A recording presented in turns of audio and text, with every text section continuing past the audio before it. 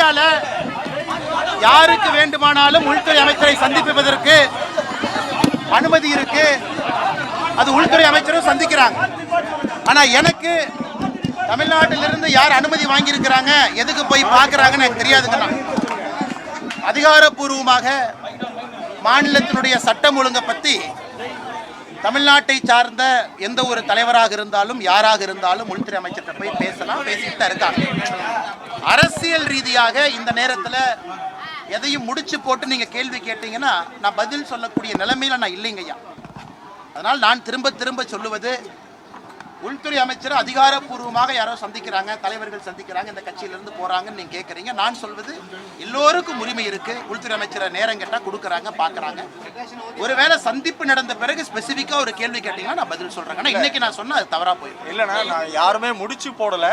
ஒரு இன்றைய சந்திப்பு அப்படிங்கிறது அதிமுக பாஜக கூட்டணி பேச்சுவார்த்தைக்கான தொடக்கம். இன்னும் விரைவில் ஒரு 10 நாட்களுக்குள் அதற்கான அறிவிப்பும் வெளியாகும்னு நம்ப தகுந்த வட்டார செய்திகள் வெளிவருது. அண்ணே, ஜெர்னலிஸ்ட் நண்பர் அண்ணனுடைய அறிவை நான் இங்கே பரிசோதிக்கலை. ஆனால் நான் கட்சியின் சார்பாக அதிகாரப்பூர்வமாக ஒரு விஷயத்தை நான் சொல்லணும் அப்படின்னா அந்த நேரத்தில் நான் சொல்கிறேங்கன்னா, இன்னைக்கு நான் எந்த ஒரு சந்திப்பையும் எதையும் முடிச்சு போட்டு ஒரு கணக்கு போட்டு நான் சொல்ல மாட்டேன். அதிகாரப்பூர்வமாக உள்துறை அமைச்சரை யார் வேண்டுமானாலும் சந்திக்கலாம். ஒரு மாநிலத்தினுடைய எதிர்க்கட்சி தலைவர் நேரம் கேட்குறாங்க, சட்டம் ஒழுங்கை பற்றி பேசணும், நேரம் கொடுப்பாங்க, பேசலாம். அரசியல் கணக்கு எதுவும் இல்லை. எங்களுடைய நோக்கம் அது இல்லை. பாரதிய ஜனதா கட்சி தமிழகத்தில் சிறப்பாக தேசிய ஜனநாயக கூட்டணி வளர்ந்து கொண்டு வருகிறது. எல்லோருடைய நோக்கமும் திராவிட முன்னேற்ற கழகம் ஆட்சியிலிருந்து அகற்றப்பட வேண்டும் என்று எல்லாரும் விரும்புகிறோம். அது ஒற்றை கோட்டில் நம்ம தேசிய ஜனநாயக கூட்டணியுடைய தலைவர்கள் நீங்கள் பார்த்தீங்க, எல்லோரும் ஒரே மேடையில் இன்னைக்கு இருக்கிறாங்க. தேசிய ஜனநாயக கூட்டணியில் யார் வேண்டுமானாலும் இணையலாம். நம்ம யாரையும் வேண்டான்னு சொல்ல போகிறதில்லை. அதிகாரப்பூர்வமாக உள்துறை அமைச்சரை யார் வேண்டுமானாலும் சந்திக்கலாம். அவர்களையும் உள்துறை அமைச்சர் வேண்டாம் என்று சொல்ல போவதில்லை. அரசியல் சதுரங்கத்தில் காய்கள் எந்த பக்கம் வேண்டுமானாலும் எப்போது வேண்டுமானாலும் நகரலாம் அல்லது நகர்த்தப்படலாம் அப்படியா? ஆனால் இப்போ தான் நீங்கள் ஸ்டேஜில் பார்த்தீங்க, நம்முடைய தேசிய ஜனநாயக கூட்டணியினுடைய எல்லா தலைவர்களும் அல்லது வர முடியாத தலைவர்கள் அவருடைய பிரதிநிதிகளை அனுப்பியிருக்கிறாங்க. ஒரே மேடையில் மிக அற்புதமாக ரமலான் நோன்பு திறப்பு விழாவை பாரதிய ஜனதா கட்சி இங்கே நடத்தி காட்டியிருக்கின்றோம். இஸ்லாமிய சொந்தங்களோடு எப்பொழுதும் பாரதிய ஜனதா கட்சி இருக்கும் என்பதை நாம் தொடர்ந்து உணர்த்தி கொண்டிருக்கின்றோம். இப்போ இந்த நோன்பு விழாவை பார்த்து நம்முடைய முதலமைச்சர் அவர்கள் மாண்புமிகு ஐயா மு.க. ஸ்டாலின் ஐயா பொறாமப்படுற அளவுக்கு இந்த விழா நடந்திருக்கு.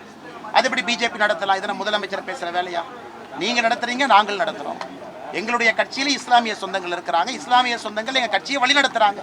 அப்படி இருக்கும் பொழுது திமுகவுக்கு யாராவது பட்டா போட்டு கொடுத்துருக்குறாங்களா? தமிழ்நாட்டில் இஸ்லாமிய சொந்தங்களுக்கு நோன்பு திறப்பு விழா திமுக மட்டும்தான் நடத்தணும்னு ரெஜிஸ்டர் ஆஃபீஸில் பத்திரம் போட்டு ஐயா மு.க. ஸ்டாலின் அவர்கள் அறிவாலயத்தில் ஒட்டி வச்சிருக்காங்கன்னா இதெல்லாம் அவருடைய வைத்தறிச்சலை காட்டுது. இஸ்லாமிய சொந்தங்கள் இன்னைக்கு ஐயா மோடி அவர்களுடைய தலைமை ஏற்றுக்கிட்டாங்க. மோடி அவர்கள் செய்திருக்கக்கூடிய வேலைகளை பார்க்குறாங்க. இதையெல்லாம் பார்த்து தமிழகத்தினுடைய முதலமைச்சர் ஐயா ஸ்டாலின் அவர்கள் பொறாமப்படுறாங்க. இப்போ நாங்கள் பேட்டி கேட்கும்போது கூட திரு டிடிவி தினகரன், திரு ஓபிஎஸ் 2 பேருமே என்ன சொன்னாங்க அப்படின்னா, அதிமுகவினுடைய அனைத்து அணிகளும் ஒன்றாக இணைய வேண்டுமா அப்படின்னு கேட்டேக்கு எல்லோருடைய விருப்பம் அதானே அப்படின்னு தான் சொல்கிறாங்க. ஆனால் இன்னைக்கு பாருங்க, மேடையில் நம்ம அண்ணன் டிடிவி அவர்கள், அண்ணன் ஓபிஎஸ் அவர்கள்லாம் நம்மோடு இணைஞ்சு பயணிக்கிறாங்க.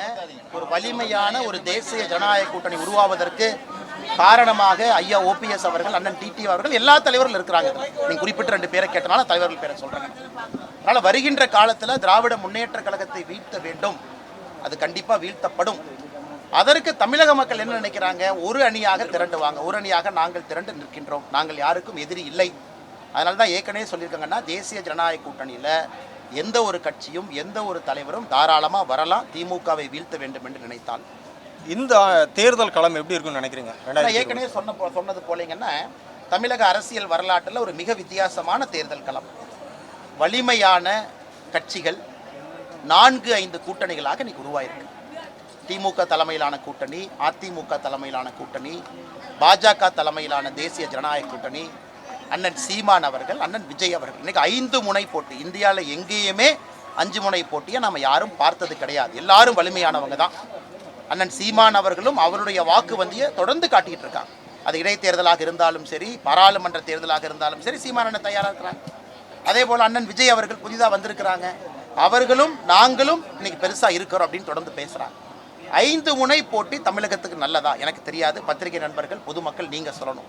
5 முனை 3 முனையாக மாற வாய்ப்பு இருக்கா எனக்கு தெரியாதுங்கண்ணா. அடுத்த 8 மாத காலத்துல இந்த 5 முனை எப்படி போகுது நம்ம பார்ப்போங்க. அலையன்ஸ் எப்படி போயிட்டு இருக்கு? அலையன்ஸ்க்கான பேச்சு அண்ணா நீங்க பாத்தீங்களா ஸ்டேஜ்ல எல்லா அலையன்ஸ் தலைவர்களும் ஸ்டேஜில் இருந்தாங்க, எல்லாரும் இருந்தாங்க. பாரதிய ஜனதா கட்சியினுடைய இஸ்லாமிய சொந்தங்களுக்கு நோன்பு திறப்பு விழா, தேசிய ஜனநாயக கூட்டணி எவ்வளவு பிரம்மாண்டமான நிகழ்வு நீங்க பார்த்தீங்க.